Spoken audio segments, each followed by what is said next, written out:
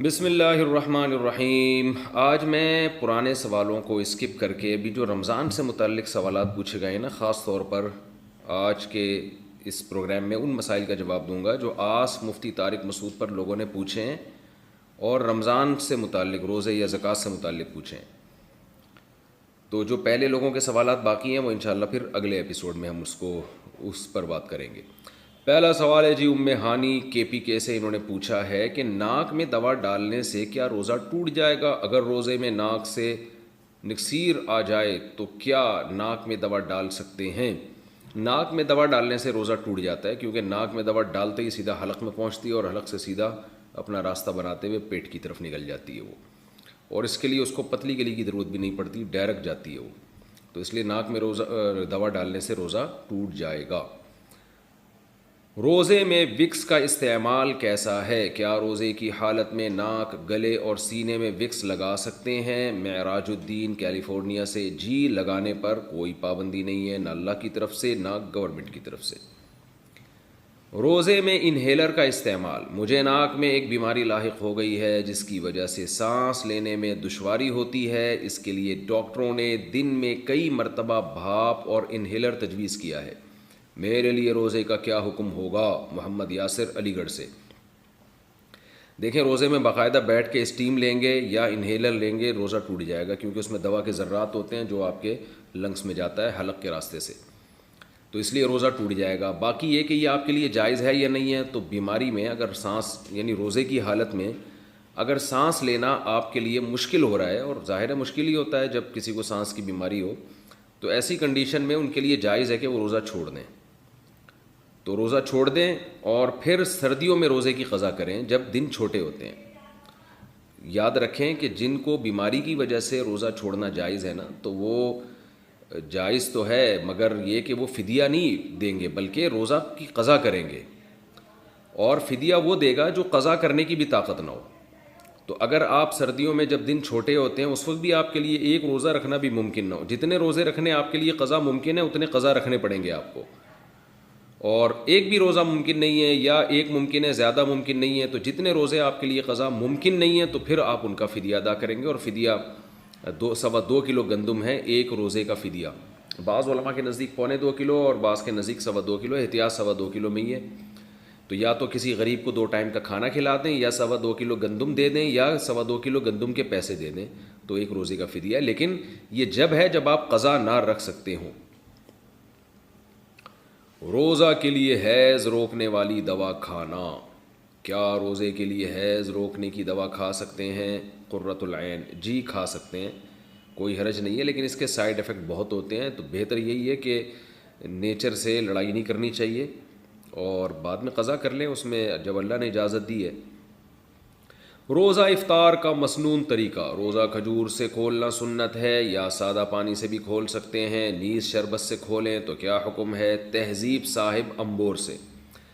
پانی سے بھی سنت ہے، کھجور سے بھی سنت ہے، اور یہ جو شربت ہے اس سے سنت نہیں ہے اور نقصان بھی دے سکتا ہے۔ چینی کیوں کھا رہے ہیں؟ پہلی چیز تو انسان کو یہ اچھی کھائے نا، آپ صلی اللہ علیہ وسلم نے کھجور کو شجرت طیبہ سے تعبیر فرمایا ہے، تو اور قرآن میں بھی کشجرۃ طیبۃ اصلھا ثابت وفرعھا فی السماء، تو اللہ نے اس کی، بہت سے مفسرین کہتے ہیں اس سے مراد بھی کھجور کا درخت ہے۔ تو کھجور کا جو پھل ہے نا یہ بہت انسانی صحت کے لیے مفید ہے، اور افطار میں آپ کو جو پاور چاہیے ہوتی ہے نا، طاقت چاہیے ہوتی ہے، وہ کھجور سے ملتی ہے آپ کو، کیونکہ کاربوہائیڈریٹ بھی چاہیے آپ کو، اور کھجور میں اس کے علاوہ بھی بہت سارے وٹامنز ہیں۔ کہا جاتا ہے کہ ایک چھوٹے سے پھل میں اتنے سارے منرلز اور وٹامن جمع نہیں ہیں جتنے کھجور کے ایک چھوٹے سے پھل میں جمع ہے، واللہ عالم۔ تو پیغمبروں کی خوراک ہے یہ، آپ صلی اللہ علیہ وسلم کی خوراک ہے، اللہ پیغمبروں کے لیے ایسی خوراک تجویز نہیں کرتے جو کم فائدے کی ہو یا نقصان دہ ہو۔ تو اس لیے ہمارے ہاں پتہ نہیں کیا مسئلہ ہے، عربوں میں تو کھجوریں بہت کھائی جاتی ہیں، ہمارے ملکوں میں کھجور ہی نہیں کھائی جاتی، اس کی عادت ڈالنی چاہیے، بہت مفید چیز ہے۔ مسجد میں 8 رکعت تراویح ہو تو 20 کیسے پڑھیں؟ یہاں پر مسجدوں میں 8 رکعت ہی تراویح ہوتی ہے تو ہم 20 رکعت کیسے پڑھیں؟ شعیب صاحب مکہ مکرمہ سے۔ شعیب صاحب، یہ آج کا مکہ مکرمہ ہے جس میں 8 رکعتیں ہوتی ہیں، امام شافعی کے دور کا 2 صدی ہجری کے دور کا جو مکہ مکرمہ تھا اس میں کہیں بھی 8 نہیں ہوتی تھی۔ امام شافعی کی گواہی ہے کہ ہم نے جہاں بھی پایا لوگوں کو 20 رکعتیں پڑھتے ہوئے پایا ہے، اور صدیوں سے پوری امت 20 ہی پڑھتی آ رہی ہے۔ اب مکہ والوں نے حرم کے علاوہ 8 شروع کر دی ہیں، تو آپ کو چاہیے سنت پوری کریں۔ آپ سنت موقدہ ہے تراویح کی نماز، تو 8 اگر مسجد میں پڑھائی جاتی ہیں مسجد میں 8 پڑھ لیں، اور پھر 12 گھر آ کے پوری کر لیں، یا مسجد میں ہی 12 پڑھ لیں، کوئی آپ کو روکے گا تو نہیں۔ آپ اخپل طریقے سے پڑھ لیں، اگر جماعت سے لوگ آپ کو روک رہے ہیں تو اپنی جماعت کرا لیں، اپنی نہیں کرا سکتے تو الگ پڑھ لیں، گھر میں آ کے پڑھ لیں، کسی بھی طرح پڑھ لیں، کوئی اس میں حرج نہیں ہے۔ کیا تسبیح تراویح شرعاً ثابت ہے؟ تراویح تسبیح جو ہر 4 رکعت کے بعد پڑھی جاتی ہے، کیا یہ ثابت ہے؟ اور اس کا پڑھنا کیسا ہے؟ رضوان تلا گنگ سے۔ یہ جو 4 رکعت تراویح کے بعد پڑھتے ہیں نا، سبحان ذی الملکوت والجبروت، اس طرح کی کوئی لمبی چوڑی دعا ہے، یہ کہیں بھی ثابت نہیں ہے۔ لوگ اس کو چونکہ سنت سمجھنے لگے ہیں تو اس لیے اس کو چھوڑ دینا چاہیے۔ تو 4 رکعتوں کے بعد کچھ بھی ثابت نہیں ہے، بیٹھے رہیں، خاموش بیٹھے رہیں، کوئی بھی ذکر کر لیں، کچھ بھی نہ کریں، دعا مانگ لیں، سب جائز ہے۔ تراویح پڑھا کر معاوضہ لینا، حافظ کا تراویح کا معاوضہ لینا کیسا ہے؟ عرفان صاحب، عرفان پٹیل، جگہ نہیں بتائی کہاں سے۔ دیکھیں، حافظ لوگ جو تراویح کی اجرت لیتے ہیں نا، یہ بالکل حرام ہے، ناجائز ہے، اس کے جواز کا کوئی بھی قائل نہیں ہے ہماری رائے میں، جو اب تک ہمیں معلومات ہیں، اور اگر کوئی قائل بھی ہو تو اس کی دلیل مضبوط نہیں ہے۔ یہ خالصتاً قرآن کی تلاوت، نماز میں تلاوت کی اجرت ہے۔ یہ فرض نماز کی تنخواہ لینا، یہ اس کی جواز کی وجہ کچھ اور ہے۔ اس کی وجہ یہ کہ فرض نماز شعائر اسلام میں سے ہے۔ اگر امام اپنے آپ کو فارغ کر کے نماز کے لیے فارغ نہیں کرے گا اور تنخواہ کے بغیر، لوگ اس کے لیے آمادہ نہیں ہوں گے، کیونکہ امام کو بھی ظاہر ہے اس کے بیوی بچے ہیں، گھر چلانا ہے، تو وہاں تو ایک مجبوری میں علماء نے اجازت دی ہے کہ پورے سال پوری زندگی فرض نماز کا سیٹ اپ رہتا ہے۔ تراویح تو فرض نہیں ہے، سنت موقدہ ہے، اور جماعت تو سنت موقدہ بھی نہیں ہے، تو جماعت سے نماز پڑھنا کوئی ضروری بھی نہیں ہے، تو اس میں اجرت لینے کا کوئی تک نہیں بنتا۔ اور نہ قاری صاحب جو ہیں، جو حافظ قرآن پڑھانے والا ہے، وہ اتنا یعنی بڑی قربانی دے رہا ہوتا ہے کہ اس کو یعنی اپنے کاروبار چھوڑ کر اور بزنس چھوڑ کر وہ آپ کو ٹائم دے رہا ہے سال میں ایک دفعہ، اور اس میں بھی اس کا اپنا فائدہ زیادہ ہوتا ہے۔ جب وہ قرآن پڑھائے گا تو اس نے اپنا قرآن بھی ریوائز ہوگا۔ اور دوسری بات، قرآن ختم کرنا رمضان میں ضروری نہیں ہے۔ اگر آپ کو اجرت کے بغیر کوئی قاری مل رہا ہے تو آپ اجرت کے والے کے ساتھ کیوں پڑھا رہے ہیں؟ اور اگر اجرت کے بغیر نہیں مل رہا تو علم طرح سے پڑھ لیں تراویح۔ تو اس لیے اس پر جتنے بھی صحیح مستند علماء ہیں، لوگ فتوے تو لے آتے ہیں، فلاں نے فتویٰ دیا کہ تراویح کی اجرت جائز ہے فلاں، لیکن جو مستند علماء ہیں اور مستند ادارے ہیں دینی ہمارے، ان سب کا مشترکہ فتویٰ یہی ہے کہ حافظ کے لیے، قاری کے لیے تراویح پڑھانے کے پیسے لینا جائز نہیں ہے، حرام ہے، ناجائز ہے۔ ہاں، اگر کوئی ہدیہ کسی کو دے دے تو ہدیہ پر تو کوئی پابندی نہیں ہے، لیکن وہ ہدیہ بھی اجرت کی شکل میں نہیں ہونا چاہیے۔ بعض مسجدوں میں سب کو پتہ ہے کہ اتنے پیسے یہاں ملیں گے، اگر قاری کو پتہ ہو یہ پیسے نہیں ملیں گے وہ پڑھائے گا ہی نہیں، تو ایسا ہدیہ بھی اجرت ہی ہے، یعنی وہ بھی کمیشن میں ہی آتا ہے۔ تو اس لیے اپنے ثواب کو ضائع نہ کریں۔ اگر کوئی قاری تراویح پڑھانے کی اجرت لیتا ہے یا وہ ہدیہ لیتا ہے، لیکن ہدیہ اجرت ہی کے طور پر ہے، اس کی دلیل یہ ہے کہ اگر اس کو یہ بتا دیا جائے کہ آپ کو ہماری مسجد سے کوئی گفٹ نہیں ملے گا تراویح کی، تو پھر دیکھیں وہ پڑھاتا ہے کہ نہیں پڑھاتا۔ اگر پھر بھی پڑھاتا ہے اس کا مطلب دل سے پڑھا رہا ہے، اور نہیں پڑھاتا اس کا مطلب اس کے پیش نظر ثواب نہیں ہے بلکہ یہ پیسے ہیں۔ تو علماء نے لکھا ہے کہ اگر کوئی قاری حافظ تراویح پڑھانے کے باقاعدہ پیسے لیتا ہے اور آپ کو پتہ ہے کہ پیسے نہیں دیے تو یہ تراویح نہیں پڑھائے گا، تو ایسا شخص کے پیچھے، ایسے قاری کے پیچھے تراویح پڑھنا بھی جائز نہیں ہے۔ پھر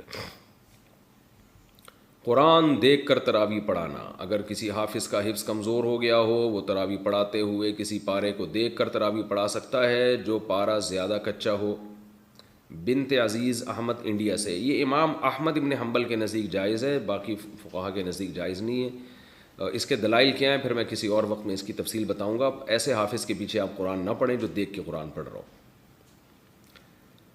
رمضان میں تہجد کا کیا حکم ہے؟ رمضان میں تہجد کا کیا حکم ہے؟ جبکہ وطر امام کے ساتھ ادا کر لیتے ہیں تو کیا وطر کے بعد بھی تہجد پڑھ سکتے ہیں؟ کیونکہ سنا ہے کہ وطر کو آخری نماز بنانا چاہیے۔ شعیب صاحب کشمیر سے، بالکل صحیح سنا آپ نے، حدیث میں آتا ہے اجعلوا آخر صلاتکم وطرا، آخری نماز وطر کو بناؤ۔ لیکن آپ صلی اللہ علیہ وسلم کا یہ حکم واجبی نہیں ہے، استحبابی ہے، کیونکہ آپ سے خود ثابت ہے وطر کے بعد نماز پڑھنا۔ تو اس لیے بہتر تو یہی ہے کہ وطر بالکل آخر میں پڑھیں تہجد کے بعد. لیکن رمضان میں چونکہ وطر جماعت سے پڑھے جاتے ہیں تو جماعت کی فضیلت حاصل کرنے کے لیے آپ وطر پہلے پڑھ لیں اور پھر تہجد میں آنکھ کھلے تو تہجد بھی پڑھیں. اس لیے تہجد نہ چھوڑیں کہ میں وطر پہلے پڑھ چکا ہوں, تو تہجد الگ سے پڑھ لیں پھر بعد میں. مزدور روزہ کیسے رکھے؟ کیا مزدور کے لیے روزہ معاف ہے جو بہت زیادہ کٹھن کام کرتا ہو؟ اگر ان کو روزہ رکھنا ضروری ہے تو رمضان میں پیسوں کا کہاں سے انتظام ہوگا؟ محمد تسلیم اختر صاحب انڈیا سے پوچھتے ہیں. بڑا اچھا سوال ہے جی. دیکھیں, دین مفتی کا اپنا نہیں ہے, نہ کسی علماء کا فقہا کا اپنا دین ہے کہ وہ اپنی طرف سے کاٹ چھاٹ کر سکیں. آج کل غامدی صاحب نے تو بہت تبدیلیاں کر دی ہیں. انہوں نے تو یہاں تک اجازت دے دی کہ کل آپ کا روزہ ہے, کل آپ کا پیپر ہے تو آپ تیاری کے لیے بھی روزہ چھوڑ سکتے ہیں. لیکن قرآن و سنت میں ہمیں صرف 2 اعذار ملتے ہیں جن میں روزہ چھوڑنے کی اجازت ہے, ایک سفر میں اور ایک بیماری میں. مزدور کو روزہ چھوڑنے کی اجازت نہیں ہے. صحابہ کرام تو زمیندار تھے, روزہ رکھ کے کھیتی باڑی کرتے تھے. کہیں ایک ادنا سا اشارہ بھی نہیں ملتا کہ کسی مزدور کو, محنت کش کو, محنت کی وجہ سے آپ صلی اللہ علیہ وسلم نے روزہ چھوڑنے کی اجازت دی ہو. تو اس لیے کتنا ہی ٹف کام ہو, مزدور روزہ نہیں چھوڑ سکتا رمضان کا. اس لیے مزدور کو چاہیے کہ رات کے وقت مزدوری کرے, رمضان میں اپنا اسکیجول چینج کر دے. اگر یہ ممکن نہیں ہے تو رمضان میں وہ چھٹی کر لے, پہلے رمضان سے پہلے اتنا کما لے کہ رمضان میں وہ گزارا کر سکے. یہ بھی اگر ممکن نہیں ہے تو پھر مزدور کیا کرے گا کہ بھئی وہ صبح روزہ رکھ کے مزدوری کرے گا اور حتی الامکان وہ بھوک اور پیاس کو برداشت کرے, اور جب ناقابل برداشت حالت ہو جائے, اس کو یہ خطرہ ہو کہ میں نے اگر روزہ نہیں توڑا تو مجھے کوئی بیماری لگ جائے گی یا میں بے ہوش ہو جاؤں گا یا خدا نخواستہ مر جاؤں گا, تو ایسی کنڈیشن میں ہر شخص کے لیے روزہ توڑنا جائز ہے. یعنی بیمار ہونے کا خطرہ ہو, غالب گمان ہو, بے ہوش ہونے کا خطرہ ہو یا مرنے کا خطرہ ہو, تو پھر ہر آدمی کے لیے روزہ توڑنا جائز ہے, مزدور کے لیے بھی کسی اور کے لیے بھی. تو مزدور بھی ایسی کنڈیشن میں روزہ توڑ سکتا ہے, توڑ دے گا تو گناہ نہیں ہوگا, بعد میں قضا کرے وہ, لیکن حتی الامکان برداشت کرے. جب ناقابل برداشت ہو جائے, اور ناقابل برداشت کا مطلب یہ کہ بیماری کا خطرہ ہو یا موت کا خطرہ ہو, ایسے ہی نہیں کہ برداشت نہیں ہو رہا, وہ تو روزے میں کسی کو کم روزہ رکھتا ہے, کسی کو زیادہ روزہ لگتا ہے, وہ تو برداشت تو کرنا ہی پڑے گا. بھوک اور پیاس برداشت نہیں ہو رہی اور آپ نے روزہ توڑ لیا تو 60 روزوں کا کفارہ ہے, پھر 60 روزے لگاتار رکھنے پڑیں گے. لیکن اگر اتنا ناقابل برداشت ہو گیا کہ آپ کو ڈر ہے کہ بھائی نہیں توڑا تو میں بے ہوش ہو جاؤں گا یا کوئی بیماری ہو جائے گی مجھے, یا جیسے شوگر کے مریضوں کو شوگر لیول لو ہوتا ہے, ان کو تو موت کا خطرہ ہوتا ہے, یا یہ کہ میں مر جاؤں گا یعنی موت کا خطرہ ہے, تو ایسی کنڈیشن میں پھر اس کے لیے روزہ توڑنا جائز ہے. تو ایسا مزدور فقہا کہتے ہیں روز روزہ رکھے گا, روز روزہ توڑ دے گا اگر یہ خطرہ ہو, کیونکہ ایسے مزدور کے لیے روزہ چھوڑنے کی دلیل ہمارے پاس نہیں ہے, روزہ توڑنے کی دلیل ملتی ہے ہمیں, تو چھوڑا نہیں جائے گا.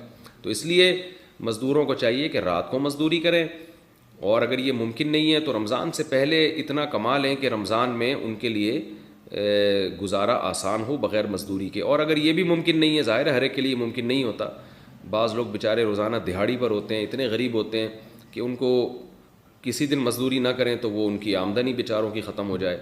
تو عام لوگوں کو بھی خیال کرنا چاہیے ایسے مزدوروں کا. لیکن پھر بھی اگر کوئی انتظام نہیں ہوتا تو پھر مزدور پر لازم ہے کہ وہ روزہ رکھے. میرے پاس لوگوں کی کالز آتی ہیں, میرے پاس کیا سارے علماء کے پاس آتی ہیں کالز کہ وہاں گرمی ہے, تھر کے ریگستان میں ہم محنت کر رہے ہیں, اور بعض لوگ کہتے ہیں کہ ہم جناب ادھر دبئی میں ریگستانوں میں پروجیکٹ پہ کام کر رہے ہیں, ہم کیسے روزہ رکھیں؟ تو بھئی روزہ رکھنا پڑے گا کیونکہ اللہ کا حکم ہے, فمن شہید منکم الشہر فلیصم, جو بھی رمضان کا مہینہ پائے گا اسے چاہیے کہ وہ روزہ رکھے. اور اللہ کا آرڈر ہے یہ, اور اس آرڈر سے اللہ نے صرف آگے 2 لوگوں کو مستثنی کیا ہے, ایک بیمار کو اور ایک مسافر کو. تو مزدور بھی داخل, جن کا کل پیپر ہے وہ بھی داخل, پوری امت مسلمہ کو رمضان کا روزہ رکھنا پڑے گا, اور ناقابل برداشت ہو جائے تو اس کا میں نے حکم آپ کو بتا دیا ہے. روزہ میں آنکھ میں کیا ہم دوا ڈال سکتے ہیں؟ کیا روزے میں آنکھ میں دوائی ڈال سکتے ہیں؟ اگر حلق میں اس کا ذائقہ محسوس ہو تو کیا حکم ہے؟ اور اگر سحری میں دوائی ڈالی پھر بعد میں اس کا ذائقہ حلق میں محسوس ہوا تو کیا حکم ہے؟ زبیر صاحب راول پنڈی سے. جناب زبیر صاحب, آنکھ میں ہم دوا ڈال سکتے ہیں روزے کی حالت میں, کیونکہ سرما لگانا روزے کی حالت میں نبی صلی اللہ علیہ وسلم سے ثابت ہے. اور آپ سرما لگائیں نا تو حلق میں اثر محسوس ہوتا ہے. تو اس لیے علماء کہتے ہیں کہ یہ خلاف قیاس ہے, نبی سے ثابت ہے, لہذا دوا بھی ڈال سکتے ہیں آنکھ میں, اگرچہ اس کا اثر حلق میں محسوس ہی کیوں نہ ہو. اگر حلق میں اثر محسوس ہوتا ہے تو بھی روزہ نہیں ٹوٹے گا آپ کا. روزہ میں بلغم یا تھوک نگلنا کیسا ہے؟ روزے کی حالت میں اگر منہ میں بلغم یا تھوک آ جائے اور اس کو نگل بھی لیا تو اس سے روزے پر کوئی اثر تو نہیں پڑے گا. محمد اخنزادہ کراچی سے: نہیں جناب, اس سے کوئی اثر نہیں پڑتا. تھوک بلغم جتنا کھاتے رہیں, اپنا کھائیں, تو اس سے کوئی اثر نہیں پڑتا. روزے کے دوران ناف میں تیل ڈالنا, روزے میں ناف میں تیل لگا سکتے ہیں؟ محمد زید انڈیا سے: جی ہاں, روزے کے دوران آپ ناف میں تیل ڈال سکتے ہیں. زکوٰۃ کے مصارف کون سے ہیں؟ زکوٰۃ کے حقیقی مصارف کیا ہیں؟ محمد رحیم الدین: قرآن نے زکوٰۃ کے مصارف بیان کیے ہیں, فقراء, مساکین. تو فقہا نے قرآن اور سنت کو سامنے رکھ کر عوام کی سہولت کے لیے ایک نصاب بیان کی ہے کہ بھئی 52.5 تولہ چاندی کیش رقم اور گولڈ اور تجارتی مال, یعنی کوئی بھی چیز جو بیچنے کے لیے خریدی ہے, اور ضرورت سے زیادہ سامان. ضرورت سے زیادہ سامان وہ ہوتا ہے جو پورے سال استعمال میں نہ آتا ہو. یہ 5 قسم کی چیزوں میں سے کوئی 1 یا 2 یا 3 یا 4 یا 5 کا مجموعہ اگر 52.5 تولہ چاندی کے برابر ہے, یعنی آپ کے پاس اگر چاندی ہے, دوبارہ بتا دیتا ہوں, چاندی ہے آپ کے پاس, یا سونا ہے, یا کیش رقم ہے, یا تجارتی مال ہے. تجارتی مال کا مطلب وہ مال جو بیچنے کے لیے خریدا ہے آپ نے, یا ضرورت سے زیادہ سامان, یعنی وہ سامان جو پورے سال استعمال ہی نہیں ہوتا. تو ایسی کوئی چیز یا 4 یا 5 چیزوں کا مجموعہ اگر آپ کے پاس 52.5 تولہ چاندی کے برابر ہے, جو پاکستان میں تقریباً 50,000 اس کی مالیت میرا خیال ہے بنتی ہے آج کل, یا اس سے کمی بیشی ہوگی کچھ.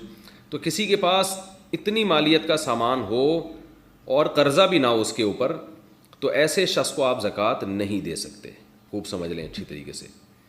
تو اس لیے یعنی اب ظاہر ہے کسی کی پوری تحقیق آپ کیسے کریں گے, تو جب بھی کسی کو زکوٰۃ دینی ہو نا, لم سم 2-4 چیزوں کا اندازہ لگا لیا کریں, کہ اس سے پوچھ لیا کریں بھائی تمہارے پاس گولڈ تو نہیں ہے.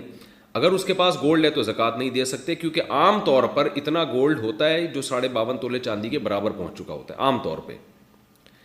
تو دوسرا اس سے پوچھ لیں چاندی تو نہیں ہے, کتنی چاندی ہے ایک اندازہ لگا لیں.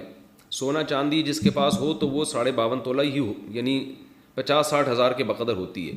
کیش اماؤنٹ پوچھ لیں, یار تمہارے اکاؤنٹ میں 40-50-60 ہزار تو نہیں پڑے ہوئے کہیں, اور تمہارا کوئی بزنس تو نہیں ہے, دکان تو نہیں ہے بیچنے کے لیے تم نے سامان خریدا ہو, یا تمہارے پاس کوئی ایسی پراپرٹی تو نہیں ہے جو استعمال ہی میں نہ ہو. جس پراپرٹی میں آپ رہتے ہیں اس سے کوئی فرق نہیں پڑتا. کھیتی باڑی کے لیے آپ نے کوئی پراپرٹی دی ہوئی ہے یا رینٹ پہ دی ہوئی ہے, اس سے کوئی فرق نہیں پڑتا چونکہ یہ استعمال میں آ رہی ہے. تو 4-5 چیزیں غریب آدمی سے پوچھ لینی چاہیے. وہ غریب اگر بتا دے اور آپ کو لگ رہا ہو کہ سچ بول رہا ہے کہ نہیں جی میرے پاس سونا بھی نہیں ہے, چاندی بھی نہیں ہے, اور کیش اماؤنٹ بھی 50-60 ہزار میرے پاس نہیں پڑا ہوا, اور میرے پاس کوئی الگ پراپرٹی بھی نہیں ہے جو استعمال میں نہ ہو, تو لم سم تھوڑا سا اندازہ لگا لیں, تو پھر آپ اس کو زکوٰۃ دے سکتے ہیں.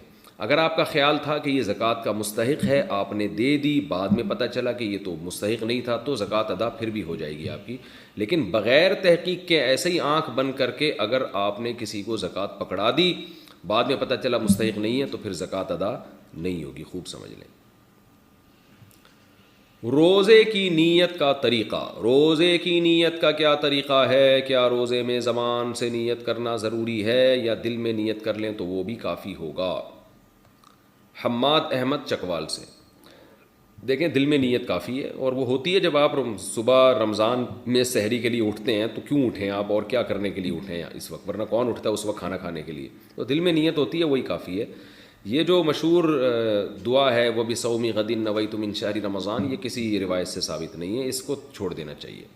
دل کے ارادے کا نام ہے, تو بس وہ کافی ہے.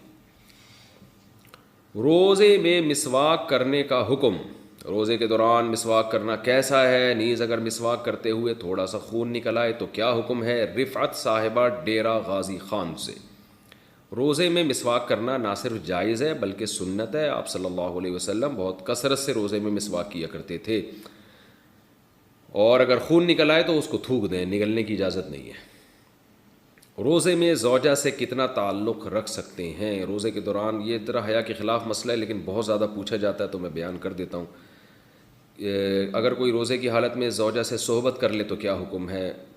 بخزادہ دبئی سے، اگر روزے میں زوجہ سے صحبت کر لیا، آپ نے انٹر کورس کر لیا، تو 60 روزے لگاتار رکھنے پڑیں گے. روزہ بھی ٹوٹ گیا، قضا بھی کرنی پڑے گی ایک، اور 60 روزے بھی لگاتار رکھنے پڑیں گے. یہ کفارہ ہے اس کا.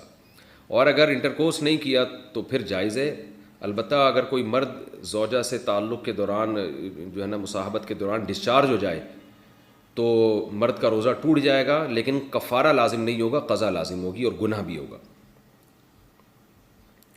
افطاری سے پہلے اجتماعی دعا. اچھا، یہ جو روزے کی حالت میں اگر زوجہ سے ہم بستری کی ہے اور زوجہ بھی اس پہ راضی تھی تو بیوی پر بھی 60 روزے لگاتار واجب ہو جائیں گے اگر وہ روزے میں تھی. اگر وہ روزے سے نہیں تھی تو پھر شوہر پر.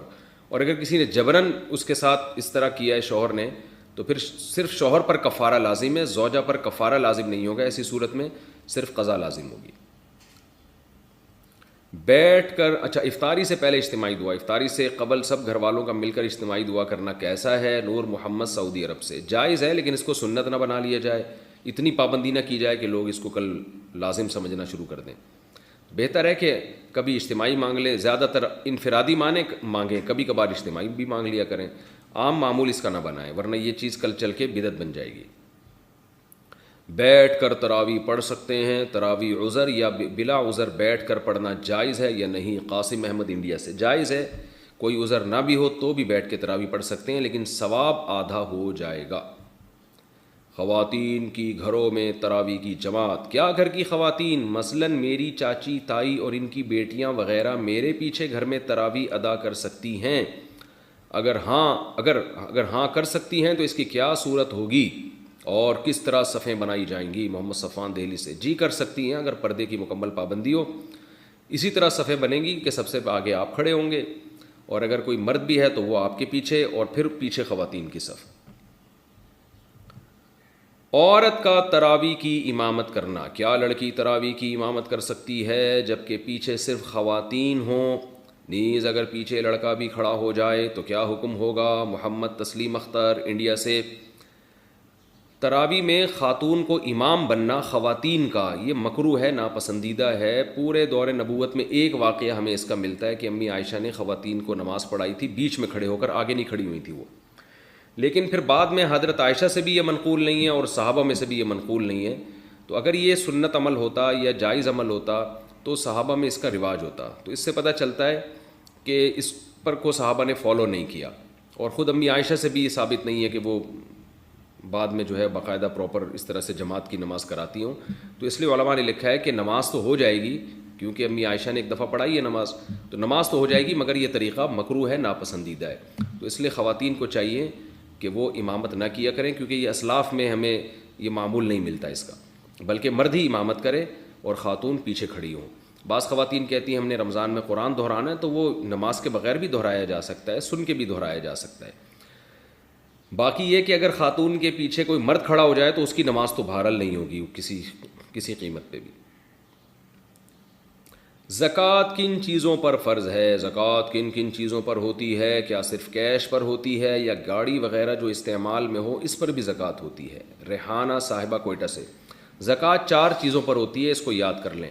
کیش اماؤنٹ جو آپ کے پاس ہے اس پر بہرحال آپ نے زکوٰۃ دینی ہے، تھوڑا ہو یا زیادہ ہو. سونا اگر آپ کے پاس ہے اس پر بہرحال آپ نے زکوٰۃ دینی ہے، بشرطے کہ 52.5 تولہ چاندی کے برابر ہو اور سونے کے ساتھ بقیہ 3 چیزوں میں سے بھی کچھ ہو. یعنی خالص اگر سونا آپ کے پاس ہے اور پیسے بالکل بھی نہیں ہیں، چاندی بالکل بھی نہیں ہے، تجارتی مال بالکل بھی نہیں ہے، صرف سونا ہی سونا ہے، تو پھر 7.5 تولے سونے سے کم پہ زکوٰۃ ہوتی نہیں ہے. لیکن عام طور پر ایسا ہوتا نہیں ہے. جب بھی کسی کے پاس سونا ہوتا ہے تو کچھ نہ کچھ کیش اماؤنٹ تو ہوتا ہی ہے. تو اس لیے پھر ایسی صورت میں سونا نہیں دیکھا جائے گا، بلکہ یہ دیکھا جائے، سونا اصل نہیں دیکھا جائے گا، بلکہ سونے کی ویلیو دیکھی جائے گی کہ 52.5 تولے چاندی کے برابر سونا ہے یا نہیں ہے. اور وہ آدھا تولہ سونا بھی آج کل 52.5 تولے چاندی کے برابر ہو جاتا ہے. تو اس لیے دوبارہ بتا دیتا ہوں، 4 چیزیں دیکھنی ہے: سونا، چاندی، کیش اماؤنٹ اور سامان تجارت. تجارتی سامان کہتے ہیں وہ سامان جو آپ نے بیچنے کے لیے خریدا ہو اور اب تک بیچنے کی نیت آپ کی باقی ہو. یعنی جس دن زکوٰۃ نکال دی ہے نا، جو زکوٰۃ کے واجب ہونے کی تاریخ ہے آپ کی، اس دن بھی آپ کی بیچنے ہی کی نیت برقرار ہو, درمیان میں یہ نیت تبدیل نہ ہوئی ہو, تو ایسی چیزوں کو سامان تجارت کہا جاتا ہے. کوئی پلاٹ آپ نے خریدا بیچنے کے لیے, کوئی مکان آپ نے خریدا بیچنے کے لیے, جو دکان میں آپ نے سامان ڈالا ہوتا ہے سارا بیچنے کے لیے ڈالا ہوتا ہے, لہذا جتنے دکان میں اثاثے پڑے ہیں سب پہ زکوٰۃ واجب ہوتی ہے. تو جو بھی چیز بیچنے کے لیے خریدی ہے وہ سامان تجارت میں داخل ہے. تو یہ 4 چیزیں اگر آپ کے پاس ہیں اور ان کی مالیت 52.5 تولہ چاندی کے برابر ہو جائے, جو کہ ہو ہی جاتی ہے عام طور پہ آج کل, تو پھر آپ پر زکوٰۃ ان کی واجب ہے. ان تمام چیزوں کو کیلکولیٹ کر کے ویلیو نکالیں, 40 پہ ڈیوائڈ کریں, جو جواب آئے وہ زکوٰۃ ہے. فوراً دے دیں, 2-4 دن بعد دے دیں, فقیر کا انتظار کریں تو کہ جب کوئی مستحق ملے گا اس وقت دے دیں, لیکن حساب اسی دن کا کرنا ہے آپ نے. سگے بہن بھائی کو زکوٰۃ دینا. بہن یا بھائی کو زکوٰۃ کن صورتوں میں دے سکتے ہیں, کن صورتوں میں نہیں دے سکتے؟ اگر ان کے گھر میں ضرورت کی اشیاء ہوں تو کیا حکم ہے؟ خالد صاحب پشاور سے. دیکھیں میں نے ابھی ریکارڈ کروایا ہے مسئلہ کہ زکوٰۃ کا مستحق کون ہے. یعنی 5 چیزیں کسی کے پاس اگر 52.5 تولہ چاندی کی قیمت کے برابر نہ ہوں تو آپ اس کو زکوٰۃ دے سکتے ہیں. یہ اتنا دیکھ لیا کریں بہن بھائیوں کے بارے میں, بھائی سونا تو نہیں ہے, چاندی تو نہیں ہے, کوئی ایسی پراپرٹی تو نہیں ہے جو استعمال میں نہ آ رہی ہو, ٹھیک ہے نا. اور یہ دیکھ لیا کریں کہ تجارتی چیز تو نہیں ہے, بزنس تو نہیں ہے, کچھ خرید کے بیچ رہے ہیں. تو یہ لم سم چند چیزوں کا, یا کوئی ایسا سامان تو نہیں پڑا ان کے گھر میں جو پورے سال استعمال میں ہی نہ آتا ہو. تو اگر ایسا نہیں ہے تو آپ ان کو زکوٰۃ دے سکتے ہیں. اور بہن بھائیوں کو زکوٰۃ دینا یہ زیادہ ثواب ہے. حدیث میں آتا ہے اس میں زکوٰۃ کا ثواب بھی ملے گا اور رشتہ داری کو جوڑنے کا ثواب بھی ملے گا. سسرالی رشتہ داروں کو زکوٰۃ دینا, کیا ساس سسر یا سالے کو زکوٰۃ دینا جائز ہے؟ عائشہ صاحبہ پشاور سے. جی اگر وہ غریب ہے تو سالے کو زکوٰۃ دے دیں آپ. سالے کو ہو سکتا ہے سالہ اسی بہانے کچھ ٹینشن دینا کم کر دے تو دے سکتے ہیں. ساس کو زکوٰۃ دے دیں, لیکن ساس کو اگر آپ نے یہ کہہ کے زکوٰۃ دی نا کہ یہ زکوٰۃ ہے تو ساس کا ساس پنا اور بڑھ جائے گا کہ میری بہو مجھے زکوٰۃیں کھلا رہی ہے. بلکہ آپ نے اگر ساس کو زکوٰۃ دینی ہے تو گفٹ کا نام دے کے دیا کریں. ساس سے کہیں کہ آج پتہ نہیں میری محبت جاگ اٹھی ہے, آپ کا بیٹا مجھے, یہ اگر کہہ دیا کہ آپ کا بیٹا مجھے بہت محبت دیتا ہے تو وہ تو الٹا کام ہو جائے گا, وہ کہ کیوں دیتا ہے یہ میرا بیٹا. تو ساس کو آپ نے یہ کہنا ہے کہ آپ بہت اچھی ہیں تو یہ میری طرف سے آپ کو گفٹ ہے. تو یہ خوب سمجھ لیں کہ ساس کو اگر یہ کہہ دیا نا کہ آپ کا بیٹا مجھ سے بہت محبت کرتا ہے تو اس سے ساس خوش نہیں ہوگی, وہ ٹینشن, رپورٹیں جو آج کل آ رہی ہیں وہ یہ ہیں کہ وہ ٹینشن میں آ جائے گی. تو بس یہ کہہ دیا کہ اس سے کہ بھئی یہ جو ہے وہ, اچھا یہ کہہ دیا کہ آپ کا بیٹا میرے ساتھ اچھا سلوک نہیں کرتا تو بھی ساس کو ٹینشن ہوگی کہ میرے بیٹے کی شکایت کر رہی ہے. اور اگر یہ کہہ دیا آپ کا بیٹا مجھ سے بہت محبت کرتا ہے, اچھا سلوک کرتا ہے, تو شکایت ہوگی اپنے بیٹے سے یہ کر کے آ رہا ہے. تو حکیم الامہ نے لکھا ہے کہ ساسیں کسی حال میں خوش نہیں ہوتی. بیٹا بہو سے اچھا سلوک کرے تو ان کو ٹینشن شروع ہو جاتی ہے, اچھا سلوک نہ کرے تو ٹینشن ہوتی ہے. لیکن میں بار بار بتا دوں یہ میں ان ساسوں کے بارے میں بات کر رہا ہوں جو میرا کلپ دیکھ نہیں رہی ہیں, سن نہیں رہی ہیں, یہ ذہن میں رکھیں. اور جس ساس تک بھی میرے اس کلپ کی خبر پہنچے گی میں اس کے علاوہ ساس کی بات کر رہا ہوں. ایسا نہ ہو کوئی ساس ٹینشن میں آ جائے, مفتی صاحب میرے بارے میں ایسا کہہ رہے ہیں, تو آپ کے بارے میں کہہ ہی نہیں رہا, میں آپ کے علاوہ کے بارے میں کہہ رہا ہوں.